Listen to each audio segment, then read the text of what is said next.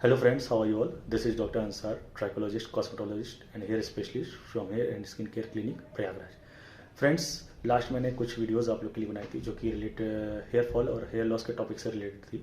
उसके कुछ possible treatments और कॉजेस के बारे में मैंने आपको कुछ इन्फॉर्मेशन दी थी। फ्रेंड्स, उसी सीक्वेंस को कंटिन्यू करते हुए आज मैं फिर से हेयर लॉस के रिगार्डिंग ही एक वीडियो लेकर आया हूँ, जिसमें कि मैं बात करूँगा हेयर लॉस के एक टाइप का, जिसे कि एलोपेशिया एरिएटा कहते हैं। फ्रेंड्स, एलोपेशिया एरिएटा के बारे में मार्केट में बहुत सारे मिथ्स हैं, कुछ फैक्ट्स हैं जो कि मैं आज आप लोग के सामने क्लियर करना चाहूँगा। आइए बात करते हैं फ्रेंड्स एलोपेशिया एरिएटा के बारे में। एलोपेशिया एरिएटा फ्रेंड्स वो कंडीशन है जिसमें कि आपके स्कैल्प पर कॉइन शेप में या पैचेस में हेयर लॉस शुरू हो जाता है, और ये कॉइन शेप और पैचेस का हेयर लॉस इस हद तक बढ़ सकता है कि आपके पूरे स्कैल्प से भी हेयर लॉस कम्प्लीटली हो जाता है, और कभी कभी कुछ कंडीशन ऐसी हो जाती है कि आपकी पूरी बॉडी से हेयर लॉस हो जाता है। तो फ्रेंड्स, हेयर लॉस अगर पैचेस फॉर्म में है, कॉइन शेप के फॉर्म में, तो उसे एलोपेशिया एरिएटा कहते हैं। और पूरे स्कैल्प से अगर हेयर लॉस हो चुका है, पूरा scalp clean, clear and smooth हो गया है, स्कैल्प पे एक भी बाल नहीं बचा है, तो उसको, उस कंडीशन को एलोपेशिया टोटैलिस कहते हैं। और फ्रेंड्स, एलोपेशिया टोटैलिस अगर स्प्रेड हो जाता है और उसमें आपके eyebrows, eyelashes, moustache, beard, even axillary hairs, पूरी बॉडी से हेयर लॉस हो जाता है, तो उस कंडीशन को एलोपेशिया यूनिवर्सैलिस कहते हैं। फ्रेंड्स, ये हो गया एलोपेशिया एरिएटा की कंडीशंस और उसके टाइप्स। फ्रेंड्स, ये जानते हैं कि एलोपेशिया एरिएटा होता कैसे है, इसका कॉज क्या है। तो फ्रेंड्स, एलोपेशिया एरिएटा एक तरह की ऑटो इम्यून डिसऑर्डर है। इसका मतलब है कि हमारी बॉडी की जो प्रतिरोधक क्षमता है, जिसे कहते हैं बॉडी का पुलिसमैन, ये हमारी बॉडी में प्रतिरोधक जो क्षमता होती है, ये डिसीजेस और किसी बीमारी से लड़ने के काम आती है।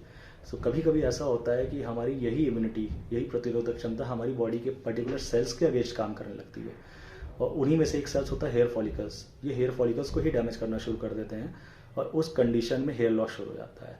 तो ये हो गया एलोपेशिया एरिएटा के कॉजेज।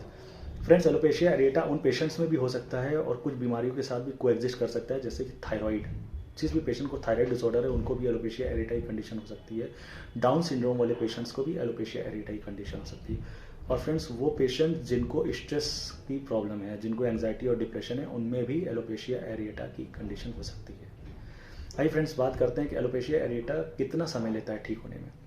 तो फ्रेंड्स, एलोपेशिया एरिएटा का ठीक होने का जो टाइम है वो कम से कम 3 मंथ लगता है, और ये 6 to 8 मंथ तक जा सकता है, डिपेंडिंग ऑन द कंडीशन।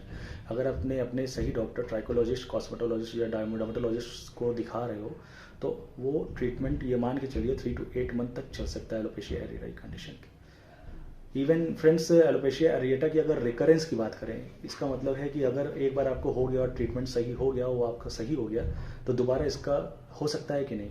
तो फ्रेंड्स, डेफिनेटली कुछ पेशेंट्स ऐसे देखे गए हैं कि जिनमें ट्रीटमेंट के बाद एलोपेशिया एरिएटा ठीक हो जाता है, लेकिन कुछ समय बाद वापस रिकरेंस होता है।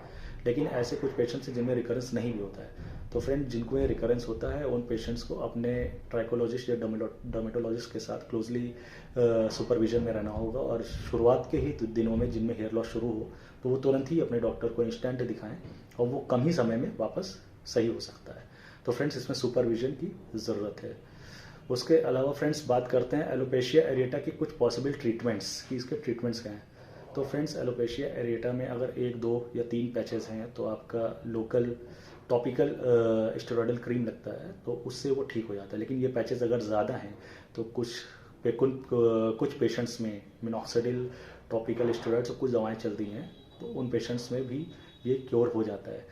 लेकिन सम टाइम फ्रेंड्स, अगर वो पेशेंट इनसे रिस्पॉन्ड नहीं करते हैं, तो लोकल इंजेक्शन भी लगता है उन पैचेस में, तो उससे ये ट्रीटमेंट पॉसिबल है। और आप इन सब ट्रीटमेंट्स को खुद से ना लें, और किसी भी क्वालिफाइड ट्राइकोलॉजिस्ट या डर्मेटोलॉजिस्ट से कांटेक्ट करके ही अपना ये ट्रीटमेंट शुरू करें। फ्रेंड्स, एलोपेशिया एरिएटा के साथ कुछ एसोसिएटेड मिथ्स और फैक्ट्स हैं। आइए बात करते हैं उन मिथ्स के बारे में। मिथ्स हमारे सोसाइटी में ही कुछ लोग क्रिएट कर देते हैं। उसमें से एक मिथ ये है कि एलोपेशिया एरिएटा किसी कीड़े के रेंगने से, चलने से हो जाता है, कोई इंसेक्ट बाइट से हो जाता है। तो ऐसा कुछ नहीं है। एलोपेशिया एरिएटा किसी भी इंसेक्ट की क्रॉलिंग या बाइट से नहीं होता है। एक और मिथ है फ्रेंड्स कि एलोपेशिया एरिएटा किसी तरह के खाने पीने से, हैबिट से होता है। तो ऐसा कुछ भी नहीं है, ये भी कम्प्लीटली मिथ है।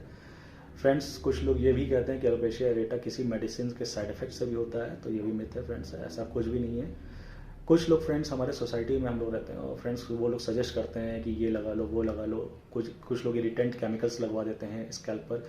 तो उन इरिटेंट केमिकल्स को स्कैल्प पे मत लगाइएगा, क्योंकि वो केमिकल्स आपके फॉलिकल्स को फर्दर बर्निंग से डैमेज कर सकते हैं, और ये प्रॉब्लम ऐसी कंडीशन में आ सकती है कि वो कभी क्योर ना हो। तो आप सुनिए सबकी बट करिए अपने डॉक्टर्स की। आप डॉक्टर से कांटेक्ट करें, ट्राइकोलॉजिस्ट, कॉस्मेटोलॉजिस्ट, हेयर स्पेशलिस्ट से कांटेक्ट करें, डर्मेटोलॉजिस्ट से, वो आपको पॉसिबल ट्रीटमेंट्स बताएंगे। It is curable friends. मैंने ये वीडियो आप लोगों के लिए बनाई है और we are also consulting online.